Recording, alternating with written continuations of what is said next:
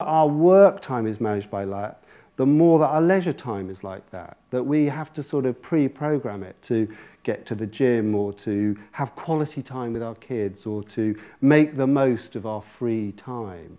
And that sense that our time is increasingly, we have all these tools to make the most of it for ourselves, but actually a lot of the time it's done to us, our time is managed, means that the most valuable forms of time now are time that is with other people, relationship time, time that is unprogrammed, isn't broken down into hour-long blocks, which has a sort of longer duration. Or buy time. Actually, surveys show that the most precious time is just discretionary time that isn't pre-programmed, that is free to be dispensed with as people want. So that is, I think, quite a lot of the experience of work that people have, that their work is increasingly, the time is broken up and it's tightly managed, but actually the valuable time, time to be with other people, to have ideas, to discuss, to share, and time to do things which are interesting, gets more and more sort of narrowed down. So increasingly time, I think, is caught in that sort of nexus between too much for and to, not enough with and by. Same is true, I think, of space. If you think about space, more and more of our spaces are pre-programmed. They announce from the beginning what they're for and what they're going to do to you. I mean, the most for and to space in the world is probably Tiananmen Square. Tiananmen Square, nominally, of course, the great public space in the heart of Beijing, but actually there is no more programmed, tightly controlled for and to space in the world than Tiananmen Square.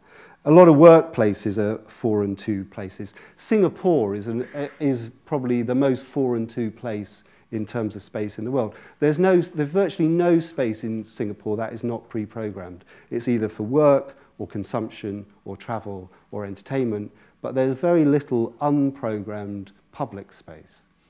So when I first went to Tokyo, I remember walking out of Roppongi Station in the wrong direction and going into Roppongi Hills, which was then a sort of low-rise, undulating kind of area of small houses, and which is now Roppongi Hills, the huge Mori development, where there's a kind of police force that makes sure that you don't do anything untoward.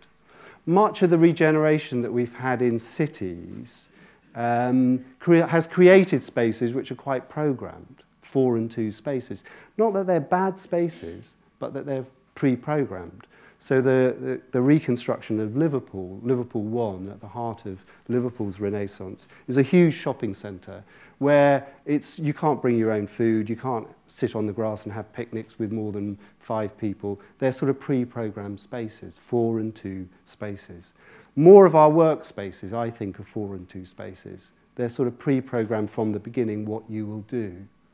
So one of the things that I dread is going to see big companies and them saying something like, we'd like to show you our buzz room.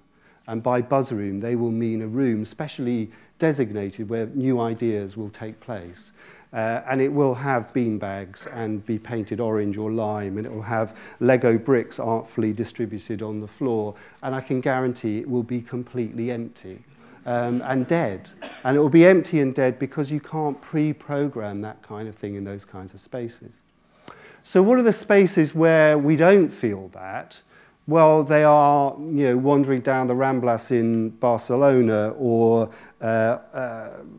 in Bryant Park in New York, which is an exemplary kind of with and by space that is occupied by people, or the back lanes of Melbourne, wandering down the back lanes of Melbourne, which are kind of very human scale, or the pedestrianised area at the heart of Curitiba in Brazil, or on a beach somewhere, where actually people are just with one another and often able to do things by themselves.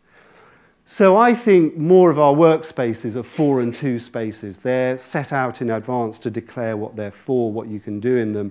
And actually, what we need are more with and by spaces, things that aren't set out so in advance.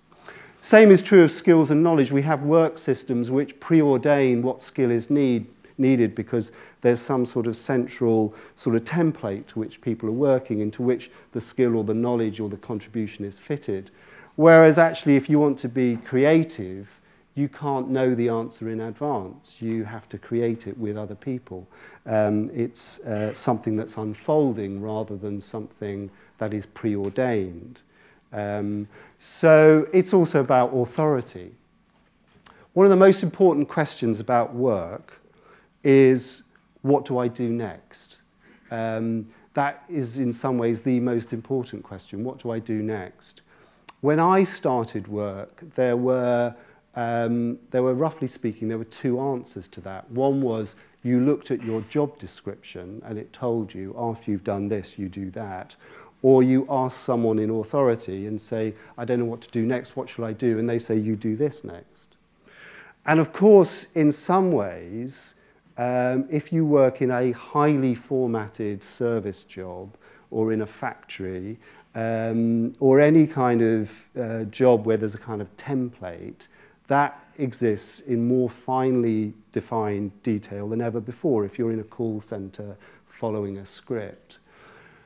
But actually, these days, the question, what should I do next? If you're in a job that involves any kind of problem solving or creativity or innovation, then looking up for an answer from people who won't know because they're not there, they can't really understand the context, or looking at some sort of detailed job description won't help.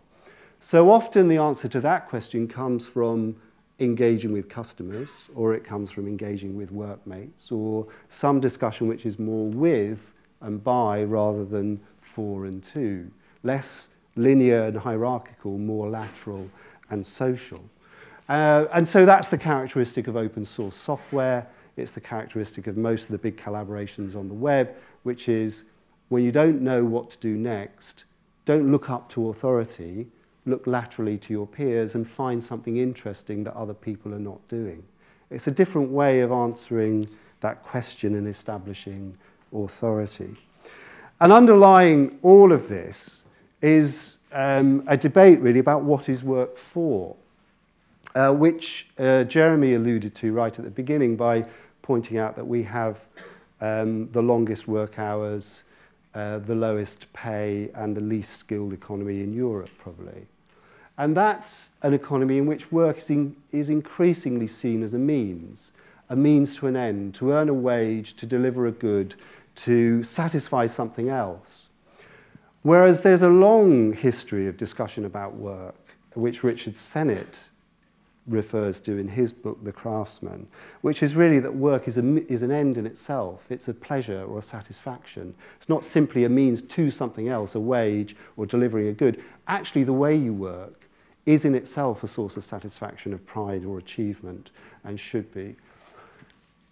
There are all over the world examples of how this idea of work as an end in itself can go wrong, because it can be a sort of charter for workers and producers to determine how they work rather than meeting the needs of consumers. So it can definitely go wrong.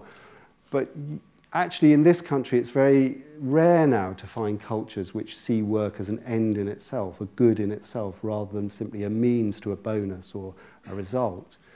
But you could fly an hour to Bordeaux and wander around vineyards in Bordeaux and you would see an entire economy where really the point of the work is not to make money. The point of the work is really to sustain a way of life around a chateau and a whole structure of production and culture. That's the point. It's not to become filthy rich. It's simply to carry on living in the way that we've become accustomed to. Now that sounds in sort of our kind of Britain a really odd idea. You know, why would we allow people to work in the way that they wish? Work should be about delivering economic value to customers and shareholders. And there's a brilliant article by a now dead philosopher, Jerry Cohen, called The Truth in Conservatism, in which Cohen says, he makes the point by talking about his rubber, his eraser. And he says, look, I know there are lots and lots of other rubbers that will do the job better than this rubber, but this happens to be my rubber, and I'm very attached to it. And so there's something of value in this specific rubber, and what it represents to me, that is worth protecting, even though functionally you could tell me that it's not very efficient. And one of the things that we would need, I suspect, to find better balance in our attitude towards work is to admit that that question is worth asking. There are some times when work may not be efficient, judged by economic returns, shareholder value, what have you, but may have some other kind of value. So these are all things that seem to me to be swirling around our attitudes towards work. And that question, the question, what do I do next? That's becoming, I think, a real question for many, many people. It's becoming a real question for anyone leaving university who will have high debts to pay and will wonder what their career is going to be. It's becoming increasingly a question for people in their 50s whose career may have run out of steam in large organizations. So all these questions about, am I working in systems that do things for other people and which I do things for people, but I get things done to me? Is that where I want to work, in systems? Or do I want to work with other people and by myself in relationships that aren't defined by those systems? That, I think, is a big choice that we all have. Well, just quickly then, how does that affect how we think about organizations? Let me just give you two ways of thinking about that, two diagrams. This is a way of thinking about innovation. So one of the things, innovation, there can be a few contributors of new ideas. They come from specialists, designers, scientists, boffins. One of the things that is happening with the growth of education, communication, the web, is that potentially there are many more contributors of ideas, that companies now increasingly recognize that innovation can come from many sources, outside the organization as well as inside. So you can have a few contributors and you can have many contributors. And then you could have many beneficiaries or a few beneficiaries. And if you organize all of that, you get this little grid, and then you can see that there's quite a lot that goes on in this space down here, which is a few contributors and a few beneficiaries. That's niche, bespoke production, usually quite high value-added work, quite satisfying work. This is opera. It's down in this space. There are a few producers and not very many consumers, actually. And it sort of exists in that kind of space. It's haute couture fashion. It's high-end Bordeaux wine. Up here is the space where you've got a few very, very bright, clever people who create products that they ship then to very large numbers of other people. And so this is industrial R&D. It's also elite policy making. It's a few boffins in Whitehall who come up with policies and then apply them to lots and lots of other people. And by and large, for a long time, it was thought this was, in fact, the space for innovation, these two spaces. Either it was niche, high value added, or it was this sort of industrial model of a few bright people coming up with ideas they would scale to many other people. Well, all the interesting spaces, I think, in future are going to be over here, and they're going to be where there are going to be many contributors. So here is where you get many contributors, but few beneficiaries. So this is increasingly open innovation programs run by companies, Procter & Gamble, Starbucks, Dell, and others, who say, well, actually, there are probably many, many ideas out there, and what we need to do is channel them more into our company. So this is the X factor. This is the evil genius of Simon Cowell, which is